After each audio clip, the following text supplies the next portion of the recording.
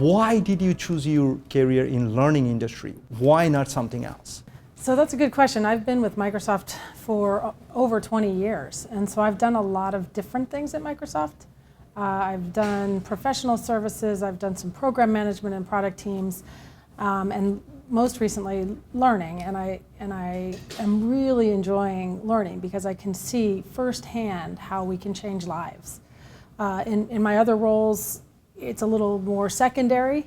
In this role, it's very much about really making a difference in how people can succeed in their lives, changing their economic prosperity, and even changing the prosperity of a nation that we can do through the assets that we're developing and through the partners like yourselves, doing training at all levels, all ages, and seeing those people then go off and get jobs that then they can support their families, for example.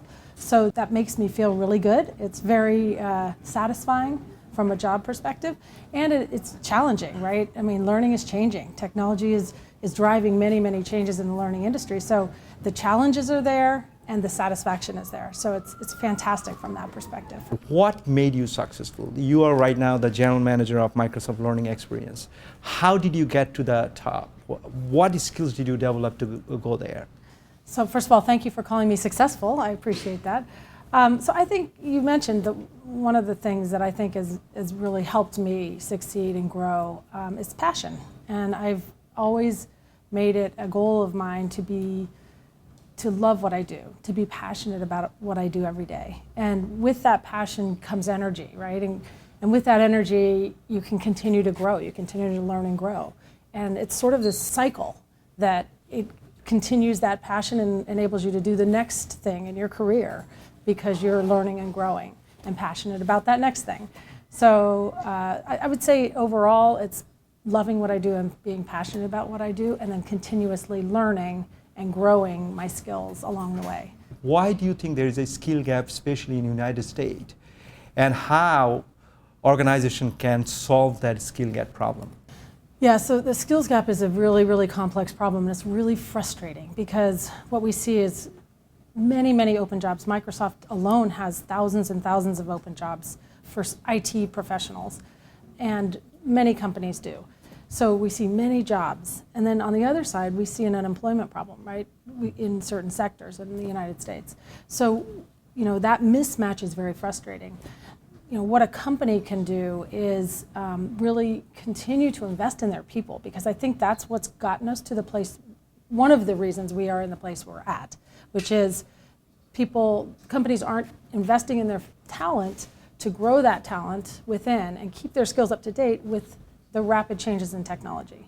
So if they'd been making those investments in people, we would have fewer people that were unemployed and unable to get those new jobs in technology space. I mean, the other thing is obviously, not enough people are going into technology fields in college, right, in this country. That's not news. Everybody knows that and sees that. So there's work that we need to do as a nation around driving technology interest at younger levels, in elementary schools, in middle schools. High school's too late. I mean, really, it's got to be done younger, where technology becomes fun and interesting to girls and to boys, right? And so that we can drive interest in those careers and those jobs at an early age before they decide they don't want to do them once they're in high school.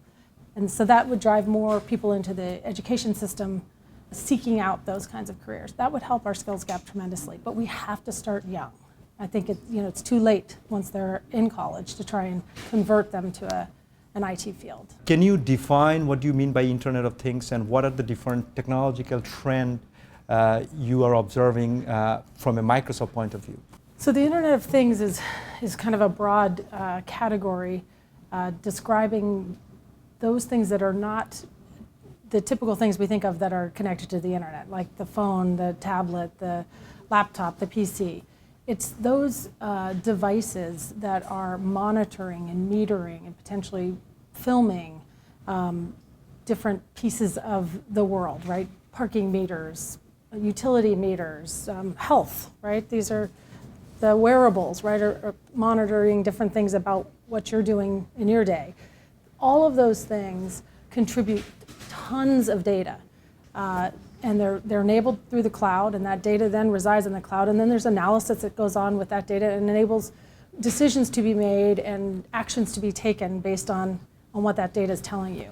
And so I think from a standpoint of what does it mean to workers going forward is there's a ton of revenue opportunity in this field, and there's a ton of cost savings opportunity as well. So those companies that are looking to save money, individuals who are looking at cutting costs, right, can take advantage of some of the services through these devices that enable them to reduce their costs. So revenue, reduce costs, those are important things that will drive jobs in the future. So I think people need to acquire skills. They need to understand what this revolution is, understand where the skills are needed in that spectrum of Internet of Things, and then try and pursue careers in those things. What's the benefit of certification, and which Microsoft certifications are high in demand right now? So the benefits of certification, I think, still remain. It's a validation from a vendor like Microsoft that the skills are there. So it's a proctored test. The ID is checked so that we know the person who took the test is the person. Their skills are tested. We've got really great new technology around how we test those skills in a more hands-on way versus just a multiple choice tests. So it really is representative of a skill level that somebody has once they take and pass that certification. So there's value there to whoever's using it to evaluate the person. So if I'm a company and I want to deploy some technology, I'm looking at Microsoft partners, and they bring in a person for me to work with, and I'm going to pay this person a contracting or consulting fee, I want to know that they've got the skills. So the certification plays that role, and it will continue to. I think certification will evolve. We're seeing a lot of changes in the way people are testing and what they're looking for. As technology advances rapidly, the cadence is really difficult to keep up with from a certification perspective. So we're looking at new ways to augment certifications to make sure that they're up to date. So when you hire in that consultant, you know that not only do they have the base level of skills, but they have the newest technology skills as well. So that's sort of the benefit of certification. On what's hot right now in certification, I would say there are 4 areas that are really hot. One is security. Lots and lots of people are interested in certifying in security, and lots of companies are interested in hiring people with a good security baseline knowledge. The second area is cloud computing, and this is virtualization, both public cloud and private cloud. Third is application development, and that's an obvious one, right? As with the proliferation of devices, applications are critical to being able to use those devices effectively. And then the fourth is big data, and that's really a hot area. It's really going to enable Internet of Things. It's also enabling just cloud services and personalization and knowing your customers. So I think big data is another new area of interest for many people who are seeking certification.